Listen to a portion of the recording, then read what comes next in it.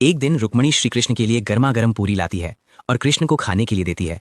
जैसे ही श्री कृष्ण पूरी को खाते हैं, पूरी गर्म होने की वजह से उनका मुंह जल जाता है और उनके मुंह से राधा शब्द निकल जाता है। राधा शब्द सुनते ही रुक्मणी श्री कृष्ण से पूछती हैं, हे नाथ, एक सवाल हमेशा मेरे मन को चीरता रहता है। मैं आपकी अर्धांगिनी हूँ और मेरे अलावा भी आपकी बहुत सारी पत्नियां हैं, फिर आप सब कुछ में राधा का नाम ही क्यों लेते हैं? और राधा है कौन? ये तो आपकी किसी पत्नी में से भी नहीं है।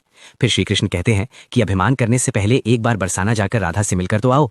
फिर रुक्मणी बरसाना जाती है और राधा के महल के पास पहुंचती है। जैसे ही वह महल के अंदर आती है तो उन्हें बगीचे में एक लड़की दिखाई देती है। रुक्मणी उस लड़की से पूछती है, क्या तुम ही राधा हो?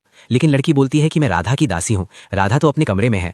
तभी रुक्मणी राधा के कमरे की ओर जाती है और सोचती है कि उनकी दासी इतनी सुंदर है तो राधा कितनी सुंदर होगी।